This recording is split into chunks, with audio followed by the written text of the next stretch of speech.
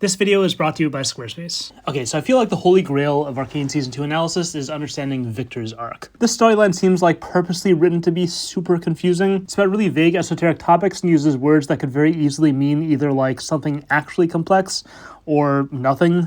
And it's hard to see how it's connected to what the rest of ARCANE seems to be about, most notably the sisters, who I thought were like the main characters, but then also just all the other arcs and all the themes the show has explored up until now. If it's holding this place of prominence in the plot, then it should be very connected to all of that, and it's just hard to see. So I'd actually just given up trying to understand this. And then there's a combination of making that last video about Season 2, and then also like 7 conversations / comments / Zoom calls / Discord discussions all about Viktor. Found myself at the end of it all being like, I understand now. Not like entirely, but here's where I'm at. I think it boils down to 2 main questions. Number 1, Viktor has a central role in the season. Why or what is that role? What's going on there? And number 2, Jayce is a big part of that. He has this whole journey of his own, and it is very strange in just about every aspect. So number 2, what is going on with that? What is going on with Jayce's bizarre adventure? Once I started seeing some potential for progress here, I decided if I could come up with a basic understanding of those 2 questions, plus like, okay, so here's this list of topics, take your pick. We got Echo in this moment, the anomaly, whatever that means, wild runes, glorious evolution, recursive impulse, the acceleration runes, 2 sides of the same cog, the perfection-imperfection conversation, the chaos order conversation,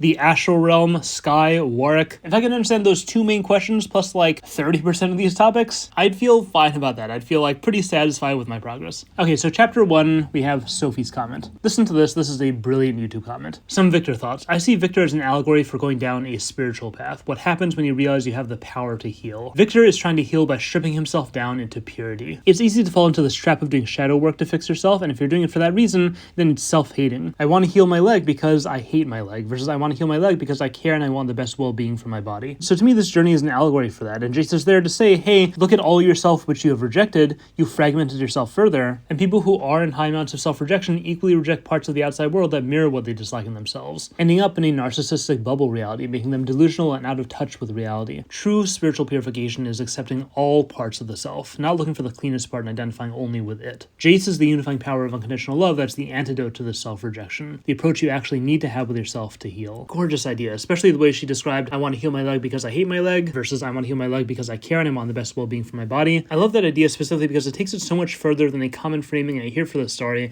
which is that it's about internalized ableism. And I'll admit that that's not an idea that I know very much about, but the way I hear it used, it just seemed very limited because it's just very, very easy with pain of any kind to make that subtle mental shift from I hate that I'm in pain to I hate the part of me that's in pain, or I hate the part of me that brought me pain. That struck me as a much more universal phenomenon, and Viktor's character is structured beautifully to explore how this tendency can really take over a person's life. Viktor has his disability, he has this pain in his leg, and that's like this very, very physical thing that is just a limb of his that can be very easily externalized. And then he has his illness, which is respiratory, it's in his body, so closer to home existentially as far as what is him. But even that he could externalize as part of his physicality, and we are not our physicality, especially someone like Viktor. He is a mind, he is a scientist and a good person, and ultimately he is a chooser, he is an ethical actor on the moral stage. And that has nothing to do with his disability, nothing to do with his sickness, nothing to do with his body or his physicality at all. That's much more central to who he is. But now you're probably starting to see it, that he's fine with getting rid of his leg, which hurts him, which is external to him, but then that doesn't solve the problem. He still has a sick body, he still has to purify himself there too by replacing that entirely. But in doing that, he ends up pushing the cycle further than he thought it would go, because something absolutely horrible happens. He kills Sky. It is exposed to him, could not be more clearly exposed, that Viktor's moral autonomy is also flawed. It also can't be trusted. It's also sick. And he even asked Jayce to destroy the Hex Core because his moral actor abilities are that deteriorated. He can't do it. And in Season 2, that's what we see here.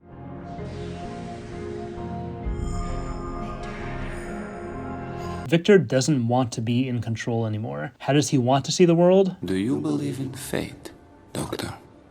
Our paths carved before us, guided by an invisible hand. I think this also fits with how he starts his commune. Once he has these abilities to heal, he's not making people into clockwork automatons immediately. Who is he healing? Shimmer addicts. He's taking people whose choosing abilities are sick and are ruining their lives. And taking that measure of free will away from them is providing well-being that they couldn't previously access. But again, it's not a complete removal of free will, and Viktor also hasn't completely given up on himself as a moral chooser either. But he isn't a specimen.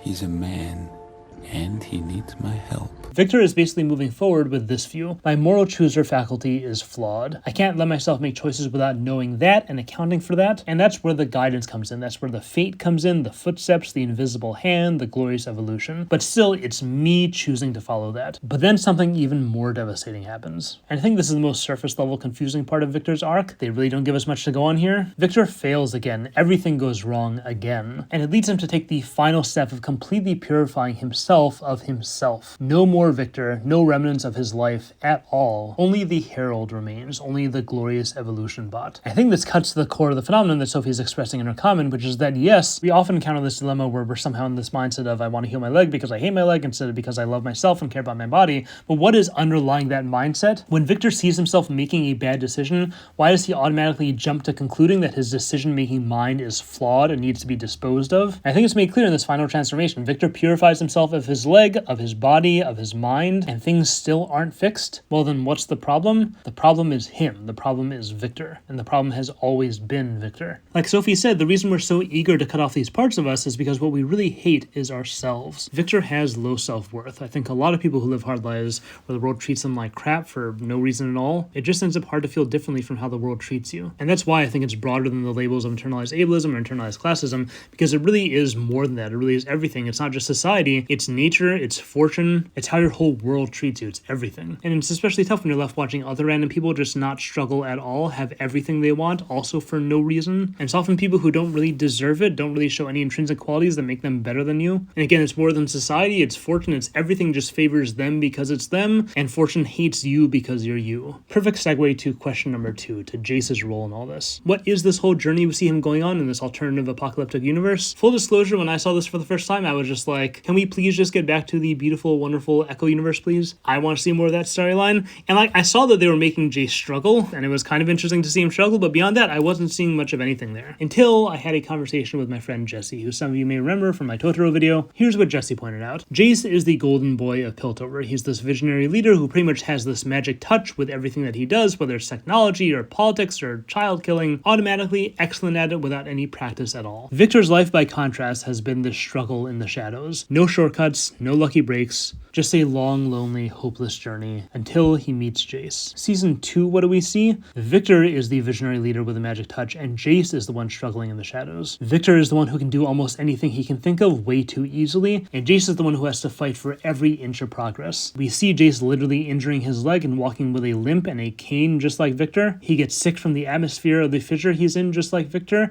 and he is in a fissure, by the way. He falls all the way down to the bottom of the world, and he has to climb his way out on his own just like Viktor did. He's got to figure it all out by himself. He has to fend for himself, keep himself alive, believe in himself, and be the only person believing in himself because this world is completely indifferent to him, completely cruel, completely uncaring. Viktor's life story was climbing through his own completely indifferent, completely uncaring world, and then when he finally got to the top, what did he find? Jayce. And now when Jayce climbs to the very top, what does he find? Also Jayce and Viktor. They both find an equal, they find a partner, a complement. And in fact, in season 1, Viktor finds Jayce completely alone, ready to end it all, and Viktor responds to that with love and support and brotherhood. And now season 2, Jayce finds Viktor completely alone, and when he's about to end it all, Jayce responds to that with love and support and brotherhood. Sophie explained this quote saying Jayce is there to say, hey, look at all yourself which you have rejected, you fragmented yourself further. Jayce is the unifying power of unconditional love. That's the antidote to the self-rejection, the approach you actually need to have with yourself to heal. But that unconditional love, where does that come from? It comes from being able to see yourself in the other person. It comes from walking a mile in their shoes, from identifying so strongly with them that you lose yourself to the experience entirely and become them in a sense, mentally, experientially, factually. Jayce had love for Viktor beforehand, but it stemmed from something external to them, their shared vision. When Viktor says this line, Our paths diverged long ago. By our past, he's acknowledging that they had different pasts, their lives were different, but not anymore. Now they've really lived the same life. They've experienced each other's lives. They've become attuned to each other's struggles in ways that were previously impossible, and that's laid the groundwork for this new level of connection that's more powerful than anything that could have existed beforehand. That's what this moment is between them. So this understanding of Viktor Jayce felt pretty solid, but also still very limited. It did a pretty good job of exploring and deepening my understanding of these characters, but not ARCANE. I wasn't getting anything about the show as a whole, the sisters, the greater themes, the other plots. Everything else still seems separate. And then I bought some sushi. If you're trying to get better at analysis, then you should probably know analysis rule number 304, always buy sushi. So I was having dinner with a friend of mine, Alex Lockhart, fellow Arcane tuber, subscribe to him by the way, and he was offhand mentioning how he doesn't usually do edits, but he decided to make one for fun, and it was about monsters, and that whole theme in Arcane, monsters like Warwick and monsters like Viktor, and I was like, wait, hold up, did you just say... And like in retrospect, obviously, like it's not veiled or anything like this shot. But up until now, when I thought Arcane monster, I was thinking like Shimmer monster or like Thrashing Around the Water monster or Chaos monster. And basically like, yeah, that's the category, Chaos monster. That's what I was thinking. And Viktor is not a Chaos monster, but he absolutely undeniably is a monster in every other sense of the term. I mean, forget the look, the transformation, just what he does to people. He takes away their free will. He controls them completely. He's like a dictator.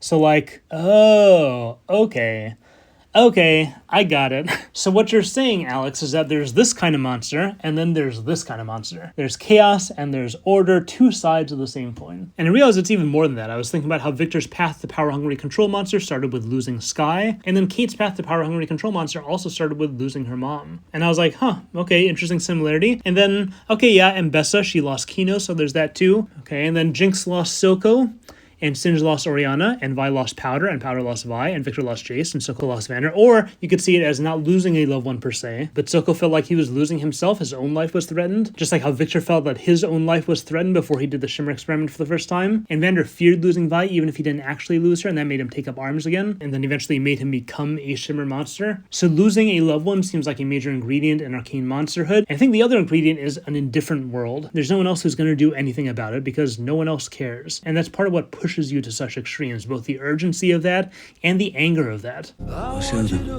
Okay, so at this point, Viktor's story was starting to show signs of the type of interconnected themes that could tie the whole season together and the whole show together. Still not completely there yet, but then two more Schnee analysis helpers came to my rescue. This is a combination of two ideas. One was a comment left by my editor Tori on a previous video of mine, and the other was from a viewer named Steven who sent me an email with his grand theory of season 2. The next step here was viewing this event of becoming a monster that we have across all these characters as just one stage of a larger pattern. So Steven framed the season, really the whole show, around worldview collapse. What it feels like to face that, how it affects you, how it leaves you lost. And Tori was framing the show around moments of being lost and finding connection. Both of these happen to basically every character, and they comprise a larger cycle. The first step is connection. And what's built from that foundation isn't just a worldview, but empowerment. That connection comes with a way of seeing the world, and it's a lens, it's a tool, it's a medium you use to channel the power inside of you so that you can do a bunch of amazing things. And that's thrilling, and you do flourish. Until that empowerment meets your imperfections, your flaws, your weaknesses. And the chaotic combination of both the power and your imperfections,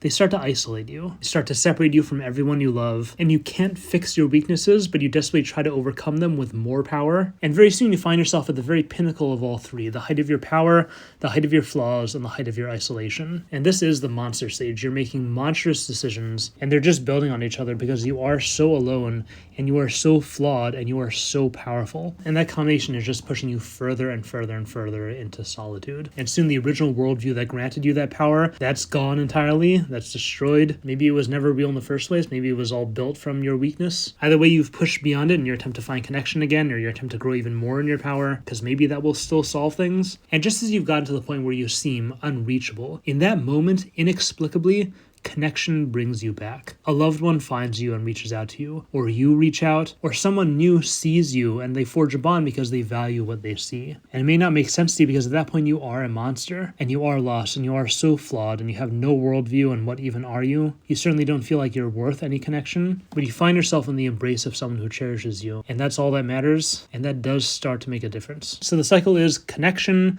worldview, empowerment, weakness, disconnect, isolation, and then monsterhood, and then inexplicably connection again. I had Tori edit a mix of characters for this portion, but just for what we see as far as all the different stages and their various forms for all the different characters, it's not always exactly as I described them, but just to show it a little bit more sequentially. Powder becomes empowered through sisterhood, which isn't just a feature of her life, but really how she sees everything in her life. And we see that empowerment grow, and then we see weakness, and then we see connections fraying, and we see her worldview collapse. We see complete isolation in the depths of her weakness, but then inexplicably connection again. And we see it again with Vi and Jinx, connection, empowerment, empowerment, isolation, weakness, monsterhood, worldview collapse, and then connection again. We see it again with Jinx and Isha, connection, empowerment, isolation, or connection, empowerment, isolation, and weakness, and then monsterhood, and then connection or connection. Then we see it again with Jinx and Vi and Warwick, not the whole cycle, not in the exact same order. We see this again with Jayce and Viktor in season 1. We see the empowerment and their weaknesses isolate them. We see them both become monsters and then find connection again. We see some of this with Silco and Vander, the connection, the worldview empowerment, the isolation, the monsterhood, the connection. Heimerdinger's monsterhood is not as apparent because he is a fluffy little kitty cat, but at the same time we see a different segment of the cycle with him, that his previous worldview seems to have collapsed with the Rune Wars.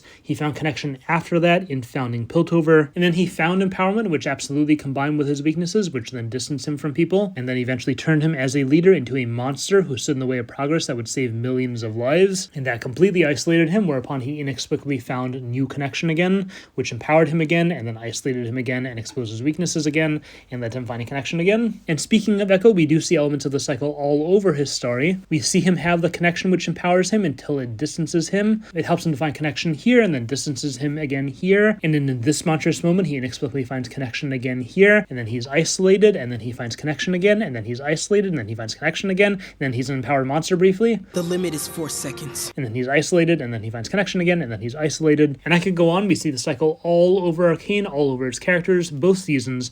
But what does it mean? This is definitely a thing. This cycle is real. These parallels are real. They're intentional. But patterns and parallels themselves are not answers to our question. This is pervading Viktor's arc. It's pervading Jayce's arc. It's pervading all the arcs. And therefore, what? What real world idea is this exploring? If it's saying this is how life works, therefore what? What's the takeaway? What's the new thing here? Okay, so here's the final chapter of the saga of trying to understand Viktor. This part was me and Squircle looking at all this and trying to bring it all together. You examine the lives of Viktor and of Jayce, and you notice something really cool about how they work together. Why do they make such a perfect pair? Let's start with Viktor's life, what we see of Viktor's life anyway. First thing we see is this.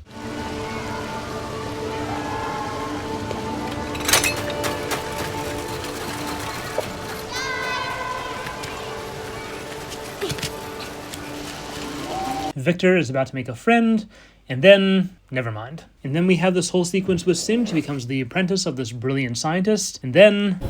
We did this? I thought you understood. Again, never mind. We do not see Viktor's painstaking climb from the Undercity all the way to the Academy and the lofty position of assistant to the Dean, but we do get this line. Do you think it was my life's ambition to be an assistant? Viktor did climb all the way to the top of Piltover Society, and still essentially had made no progress on his dreams of making discoveries that would help him and people like him. But then, he meets Jayce, and the two of them go off, and they develop Hextech together, and then he's dying, and all technological progress has been halted, and nothing he's done so far with his life has made any difference. This conversation with Heimerdinger is so brutal. You should be proud of what you've accomplished, Viktor. Figments. My contributions will be short-lived, even in your memory. And Heimerdinger actually says it straight out right here. Good to see some things haven't changed. Viktor's life just never seems to change. He develops the Hex Core after this, and then that too ends up being a dead end. He can't continue with it, and he finds himself in the same place again. Someone once told me time is a flat circle. Everything we've ever done or will do, we're gonna do over and over and over again. That is just one of the best Viktor quotes of the whole show, and it's so weird that they got Matthew McConaughey to voice him for just that one scene in the police station. Okay, but seriously, that Russ Cole time is a flat circle quote really just sums up Viktor's life perfectly. It sums up how he feels about his life, and compare that now to Jayce's life, and we see something really interesting. From the moment Jayce meets the mage as a child, from that moment on, he is just Jaycing his way through life. He is going for it. He sees science as a way of fulfilling his dreams, so he joins the academy and learns the science he needs to learn and goes ahead and starts researching the arcane, and then soon he's building the technology on his own. He's developing it all on his own. He doesn't let anything be an obstacle. He doesn't even haggle, and then smack, he runs into a wall. The explosion happens and his whole life reverses course. He's in jail now. He's being tried. He's getting kicked out of the academy. He can't ever do science again, and so much for his dream. That's it. Time to end it all. And then he meets Viktor, and then, oh my god, he's flying again, and he's not letting anything stop him, and he's developing Hextech, and he's becoming this visionary, and he's changing the world, he's improving the technology, and it's going to be available for everyone. The world's going to be so, so amazing. And then, oh my god, I killed a kid. It's over. My life is over. Or you look at his political career. Whatever happens, we cannot weaponize Hextech. Oh crap, it killed a bunch of people? That's it. I'm going to war. Kill one kid? That's it. I'm making peace. The hex score, Viktor, I promise you I will destroy the hex score. Just kidding, actually, I'm using it. It's amazing. We're keeping it. Just kidding again. I'm killing it and you. Just kidding again. It's amazing and you're amazing. Jayce's life is just this straight arrow upward, and then it hits something and it becomes a straight arrow downward. And at any point, for any various axis his life takes hold of, you can find him either shooting full force one way or shooting full force the other way. And you can see why Viktor's attracted to a life like that. Viktor's life is a flat circle. He is similarly lacking in dimension, but it's different dimensions. And when you combine someone like Viktor with someone like Jayce, when you combine a flat circle with an arrow straight upward, what you get is a helix. You get a spiraling arrow, cycling through the same points every time, but always moving upward. And you take Jayce and you can see why this is absolutely necessary. He needs someone to catch him when he's falling and convert that linear momentum into angular momentum, which is exactly what Viktor does for him. Jayce gets expelled from the academy, that's it, right? Life is over, right? How can I possibly come back from this? Well, in black and white one-dimensional Jayce land, yeah, you're either on the up and up or you're on the down and down, and this seems clearly like a down and down moment, but then Viktor, whose life has never been up or down, just varying degrees of impeded, he totally doesn't see this impediment as down in the slightest. And he shows Jayce, no, you can actually do the sneaky and direct thing here, you can make this lateral movement over here, we can pretend to be lovers over here, and look, we're doing it, this is gonna work. And once he's able to reorient his partner, Jayce is able to shoot upwards again. And what does Jayce do for Viktor? The same thing. He takes Viktor's flat trajectory, he finds him when he's stuck, and he gives him that upward push. We'll solve this. I think the best example of this is in the last episode of season 1. We have this famous line. We lost ourselves, lost our dream. In the pursuit of great, we failed to do good. That line sounds like it's just dripping with hopelessness and futility. It sounds like the epitome of flat circle, but that's only because we forget the last part of it. Listen. We failed to do good. We have to make it right.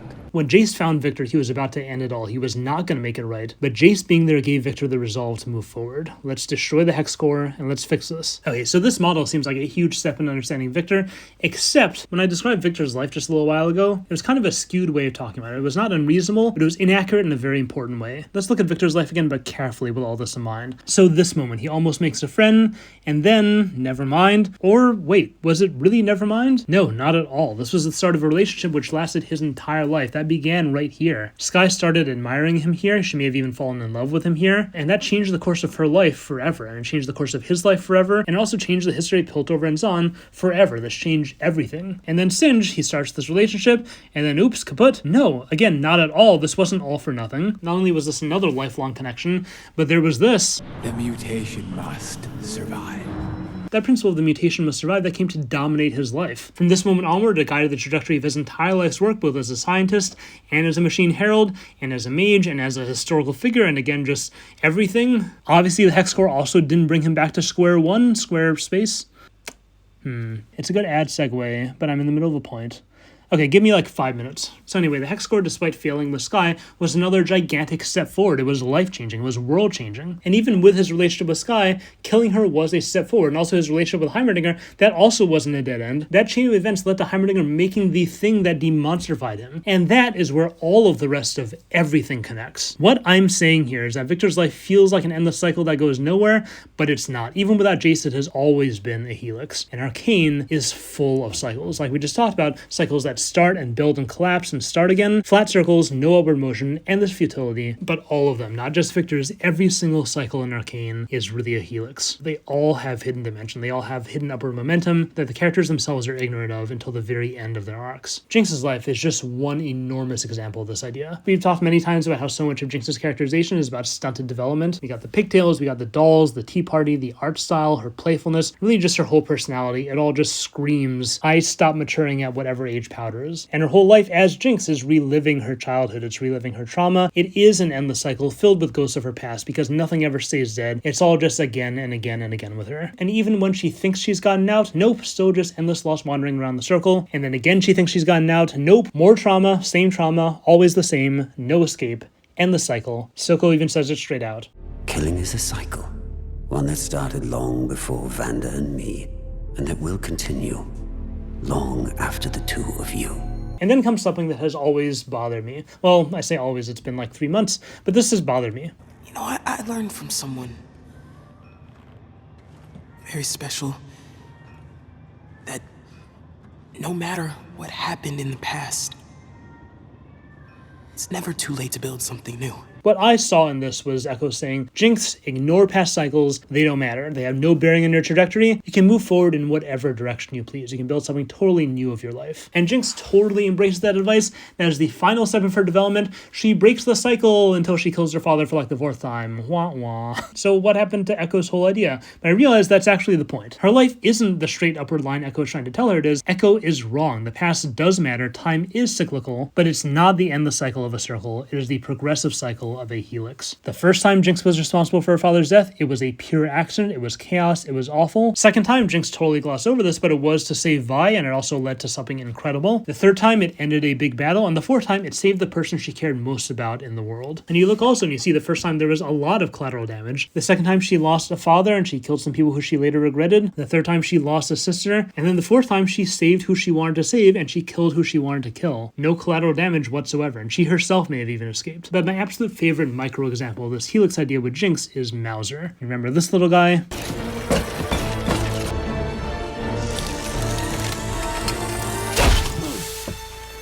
That dumb little failure of an invention just results in, like, everything bad for our girl. She jinxes every job. And we think, okay, that's it. We've seen the end of this thing. It's a failure after all. But then weirdly, we see Mauser again a few years later in this scene. Here, for your troubles.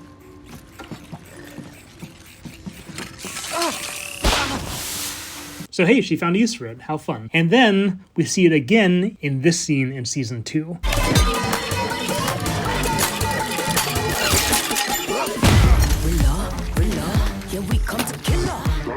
It's still just a smoke bomb, but she found a use for it, a real use. Now it is part of her arsenal. And then at the very end, we see this.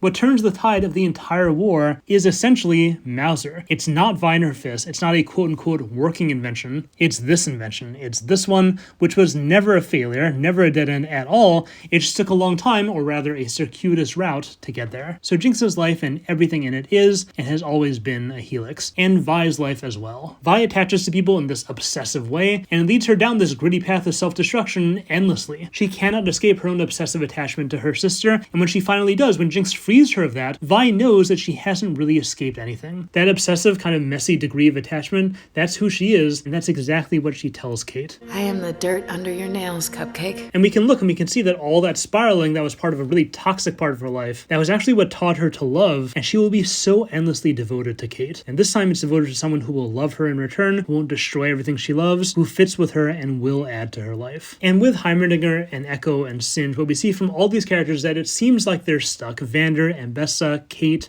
Mel, Savika, Piltover, Zahn, stuck, making zero progress, locked in these endless cycles of relationships, of conflict, of war, of history, of ideology, of nature. But in the end, what happens? All of these cycles converge on one another, and in that we see the forward momentum that has been building this whole time. We see Jayce's full progress. We see everything Echo has accomplished. We see Vi thriving in a role she never dreamed she'd find herself in. We see Mel having advanced. Later we see Singe and Savika having progressed. We see the unique strength of a divided city, and we see the Undercity finally united. And all of this is pushing things forward. All these broken trajectories, all these seemingly futile cycles, these seemingly useless mixes of empowerment and weakness, together, that's what makes things happen. That's what changes history. That's what enables you to reach beyond and do the impossible. The idea this is expressing is that just like people's lives, history doesn't move in a straight line, but it's not an endless cycle either. Just like Singe's daughter doesn't end up a complete human, but isn't nothing either. Just like Echo has loved and lost, but has moved forward with a new perspective. Just like his small addition to Powder's life has gotten things moving for her again. It might feel like at every stage of this, Piltover and Zahn have just been exactly where they started,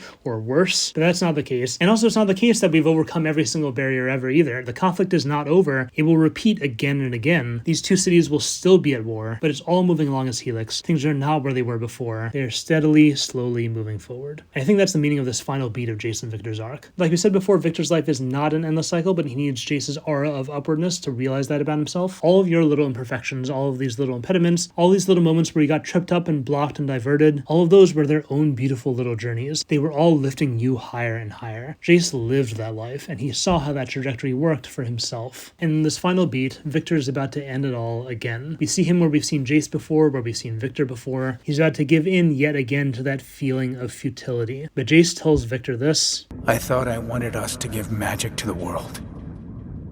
Now, all I want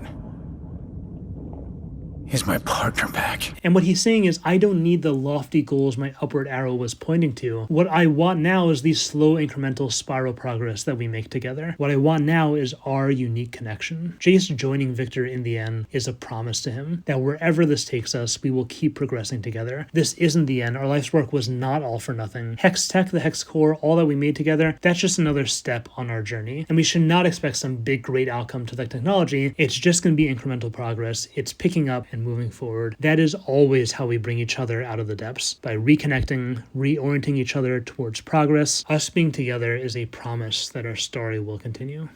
Okay, I'm going to do the Squarespace ad now, and then I'm going to tie up a few more loose ends, and the audio is going to, well, anyway, Squarespace.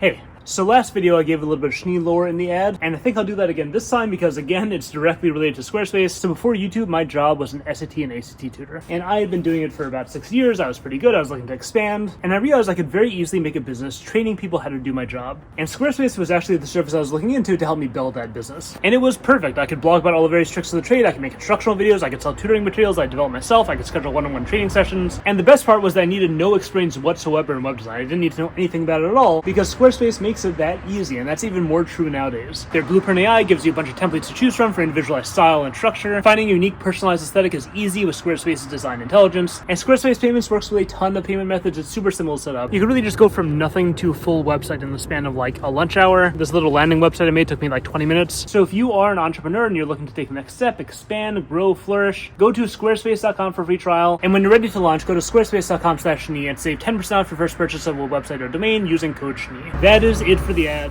Let's go back to the video. Do you guys notice when the audio changes when I'm recording stuff on different days? I don't think I noticed that until I became a YouTuber. But anyway, to continue, so something I think is really beautiful that of course ARCANE does is not just explore a theme by having it be the same thing over and over and over, but instead different characters explore different aspects and different versions of the ideas. And that's what happens with the circle, arrow, helix idea too. I thought you understood. The mutation must survive. I understand now.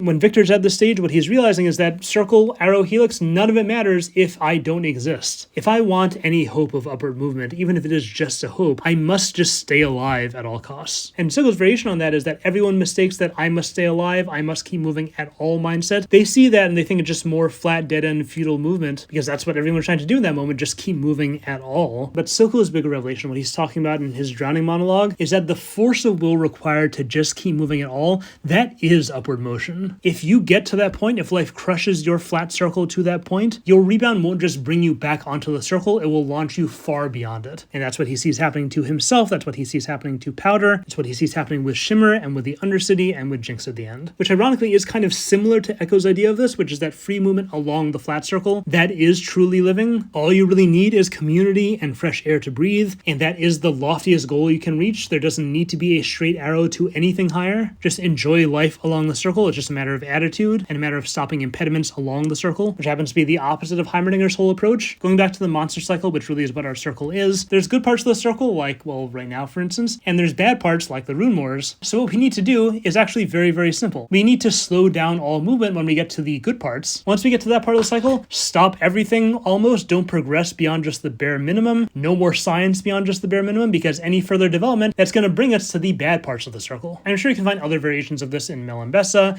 and Kate and Vander and Savika and other characters as well, but this is as far as Squircle and I got. So anyway, to recap, we built this picture of Viktor and the whole show with basically 5 big ideas. Number 1 is Sophie's idea. Viktor seeks to better himself by purification, not by true healing. I want my leg to heal because I hate my leg versus because I love myself and my body and I want the best for me. Viktor's life has instilled a self-hatred in him that's caused him to cut away all that he sees as sick about himself. And that starts with his body parts and comes to include his whole body, and then his trust in his free will, and then his whole free will, and then his whole self. And this is how he treats others as well, purifying them of all that's wrong with him. Or put another way, purifying them of all that isolated him, which really means all that differentiated him, which is why everyone ends up the same. And what really differentiated him is his Viktorness, is his self. And that's why everyone ends up as soulless shells of people with no self at all. But anyway, this is where Jayce comes in. We have idea number 2, Jesse's idea. Jayce lived Viktor's life in the alternate universe. He climbed up from the depths. He suffered injury and sickness. He struggled through an indifferent world, and he found Jayce at the top. He found an equal. And that gave him a unique unique love for Viktor that allowed him to reconnect on a deeper level. And then idea number 3, Alex's idea, Viktor is a monster, just like all of Arcane's monsters, born from grief and fear and in a different world, which brings us right to idea number 4, Stephen and Tori's idea, that this monsterhood is part of the monster cycle, which starts with connection and leads to a worldview and empowerment, and then combines with weakness in a way that results in distance, isolation, worldview collapse, and monsterhood, and then inexplicably from that monsterhood, connection again. And this is something that we see in basically all of the characters, but what does it mean? Idea number 5, Schnee and Squircle. This cycle feels endless, but when Viktor combines with Jayce, flat circle meets upward arrow and becomes a helix. And we get cyclical, indirect progress that meets the same touch points again and again, but you find yourself in a new place each and every time. And that's not just Viktor and Jayce, but Jinx and Vi, and Heimerdinger and Echo and Singed and Silco, and all the rest of the characters. It's the story of families, it's the story of Piltover and Zahn, it's the story of all technology and all progress and all history. I know the structure of this video was a little bit weird. I couldn't really see a different way of organizing it. First 2 ideas show a pattern in Viktor. Idea number 3 shows it across the whole show. Idea number 4 expands it to a flat circle. And then idea number 5 shows what the show is saying about these endless cycles. It's showing the upward momentum in them, showing how universal that is, how universally it's missed, how it's mistaken for no progress, and then it's exploring, it's demonstrating the value of that progress. This answers Viktor's centrality to season 2, and also answers Jayce's part in that central role. With Viktor's dream of the straight arrow, we understand his glorious evolution delusion. The recursive impulse is the endless cycles. Anomalies and wild runes, I think, are upward motion. The acceleration rune, I think, is speeding Jayce along the helix. Also, instead of taking away free will, acceleration is like a statement that I'm going to supercharge your free will. It's an inherent statement of trust and connection from old Viktor to Jayce. Trust in the helix they share together. Warwick's will to live is upward motion. I think that's why he needs to be used for Viktor. It's like Silco's monster idea of upward motion. Echo's overlapping role and everything is, I think, to show the extent of the overlapping helices. I'm not really happy with that answer. And the rest, I haven't figured out. I thought the cog would fit in better, and I do love that idea, but yeah, I don't know. So that's as far as I got. I'm okay with it. I think it's pretty good. Stop here. Subscribe. Let me know if you got anything more. Open to more ideas. I feel like there's a long way to go with this. Lots of open doors with this framework. Lots of room for improvement. Big thanks to everyone who helped me with this video. Sophie, Jesse, Alex, Stephen, Tori, Squircle. Alex and Squircle and Tori are YouTubers. I'm going to pin a comment with their channels so you can subscribe to them. And thanks to everyone on Patreon too. If you like the video, you can support the channel on there. We had a huge, very helpful group analysis call followed by a ton of discussion on the Discord after that. So thanks to Trevor, Noam, Illith Idiot, Kidelta, Terrell, Offbeat Analysis, Lav, Demon Dev, Gems and Potions, Jiklet, RM, Aggie Boggy, Clemens, Mulberry, and everyone else who joined in on those discussions. It's all contributed. It's all been super helpful. If you can't tell from videos like this, or the beauty video, or the Jedi video, or the 54-second Spider-Verse scene video, I love incorporating my friends and my community into my content, both because this should be one big fun discussion. That's the best. That is the most awesome kind of learning. And also because you guys are really smart, and my friends are really smart. So my Patreon is a decent place to share ideas like that and have those kinds of discussions. $2 gets you into the Discord, $5 gets you into the group calls. Also, shout out to new high-tier patron Kotomi Sato. Next 2 videos, I think I have a cool little idea on Heimerdinger that might be a video. And then the other thing that's been brewing, I've been reading Stormlight 5, and it struck me that I really love how Arcane writes intelligence, and I'm also not thrilled with how Sanderson does it. I love Sanderson, I'm a fan, but I have a pet peeve there, so I might make a how Arcane writes intelligence type video, something like that. Either way, more Arcane content to come. Hope you all enjoyed this one, and thanks for watching.